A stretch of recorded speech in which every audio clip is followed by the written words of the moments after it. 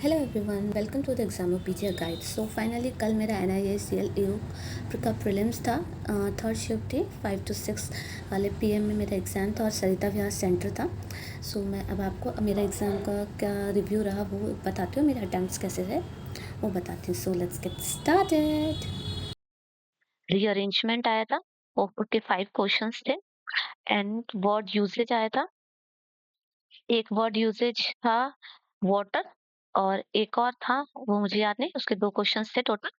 And jumbled sentence आए थे, उन्हें अरेंज करना था। इसके 5 क्वेश्चंस थे। उसके बाद एरर स्पॉटिंग आए थे, इसके 5 क्वेश्चन थे। और आई थिंक एक क्वेश्चन में मेरे माइंड से स्किप हो रहा है, तो ये 25-26 के अप्रॉक्स बन रहा है। टोटल 30 क्वेश्चंस थे। तो और रीजनिंग सेक्शन की बात करूँ, मैं लास्ट में आपको अपना अटेम्प्ट बता दूँगी कि मेरा क्या अटेम्प्ट रहा है। रीजनिंग सेक्शन की बात की जाए, तो रीजनिंग जो थी, रीजनिंग ईज़ीएस्ट थी। ईज़ियर नहीं थी, ईज़ीएस्ट थी, मतलब बहुत ईज़ी थी। इसमें अनसर्टेन थी, जिसमें 15 मेंबर्स बन रहे थे। सो अनसर्टेन की थी, इसके 5 क्वेश्चंस थे। ओके? उसके बाद ये अनसर्टेन अरेंजमेंट था, देन ईच पज़ल थी, इसके 5 क्वेश्चंस थे। उसके बाद एक सर्कल सेटिंग अरेंजमेंट था, सब लोग अंदर ही देख रहे थे, इसके 5 क्वेश्चंस थे। उसके बाद एक फ्लोर बेस्ड क्वेश्चन था, इसके 5 क्वेश्चंस थे। ऑर्डर एंड रैंकिंग आई थी, बहुत इजी थी।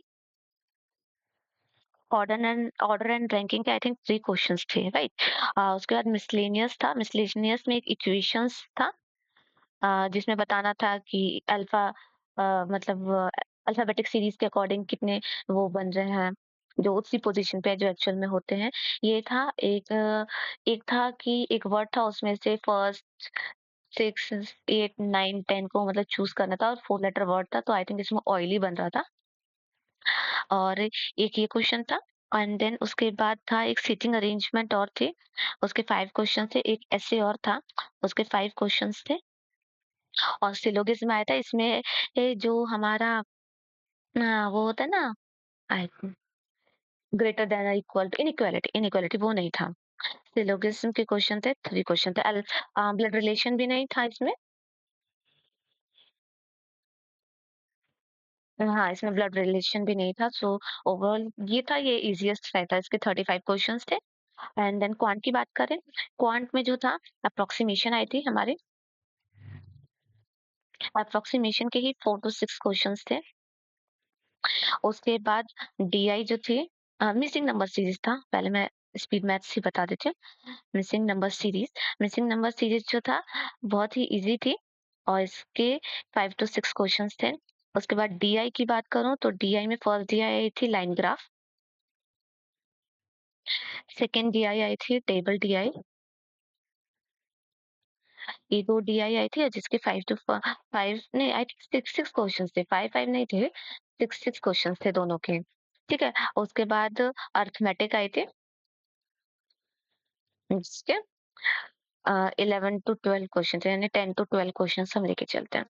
सो क्वांट इजी था, बट ये था क्वांट में क्या था, क्वेश्चंस तो बन रहे थे, आप बना रहे क्वेश्चंस, लेकिन ये था कि यार मतलब कहीं ना कहीं, मतलब अभी मेंस में आपकी स्पीड स्लो ही हो गई थी, तो उसके वजह से थोड़ा सा इफेक्ट दिखा और अटेम्प्ट्स भी थोड़े से कम रहे। जैसे कि मैं आपको बता देती हूँ, इंग्लिश में जो ओवरऑल अटेम्प्ट रहा मेरा, आई थिंक मैंने इंग्लिश में 26 क्वेश्चन किए। मैं भी टोटल में मुझे याद है मैंने कितने किए। रीजनिंग में मैंने 35 किया लास्ट, लेकिन आई थिंक 2 से 3 सेकंड बचा था जब मैंने लास्ट आंसर टिक किया था। तो इसमें रीजनिंग में मैंने पूरे 35 क्वेश्चंस किए। और जो था क्वांट, क्वांट की बात करूँ, ओवरऑल मेरा अटेम्प्ट जो था वो 80 84 अटेम्प्ट है ना? नहीं, ओवरऑल जो मेरा अटेम्प्ट था इंग्लिश में मेरे 24 थे। ये था। और हाँ, क्वांट में 25 अटेम्प्ट थे, याद आ गया, सॉरी गाइस।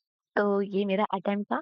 सो इंग्लिश में 24 अटेम्प्ट थे, रीजनिंग में 35 अटेम्प्ट थे, क्वांट में 25 अटेम्प्ट थे। इंग्लिश में थोड़ा था कि एक्यूरेसी को देखते हुए कम अटेम्प्ट किए थे और क्वांट में जो था, वो था कि टाइम ही ओवर हो गया था। सो डीआई सारे बन गए थे, अप्रोक्सिमेशन नंबर सीरीज़ 7 गए थे, अरिथमेटिक बना रहे थे, अरिथमेटिक के काफ़ी क्वेश्चन्स बने थे और फिर ऑन द वे था जो एग्ज़ाम हो गया था। और इंग्लिश में वाटर वाले का तो मुझे वर्ड यूसेज पता था, दूसरा वर्ड भी याद नहीं आ रहा, तो उसका मुझे नहीं पता था और भी 2-3 क्वेश्चन्स थे, एरर एरर के जो क्वेश्चन्स थे। इसमें जो एरर था इंग्लिश में, वो इस तरह से था कि लगातार जो सेंटेंस दिया हुआ था, मतलब एक पैराग्राफ सा सेंटेंस दिया था, उसमें एक हाइलाइटेड था जो करेक्ट था, बाकी 3 में एरर बताने थे। तो ये था। तो ओवरऑल अगर मैं बात करूँ तो इसका एग्ज़ाम जो था वो ईज़ी टू मॉडरेट था और जैसे इसकी बहुत कम वैकेंसी है तो आई थिंक इसकी कट ऑफ भी अच्छी जाने वाली है और वही है 20-25 दिन में क्योंकि इसका मेंस नवंबर में है तो यही है कि इसका रिज़ल्ट फिर प्रीलिम्स का जल्दी आ जाएगा। So that's all for today.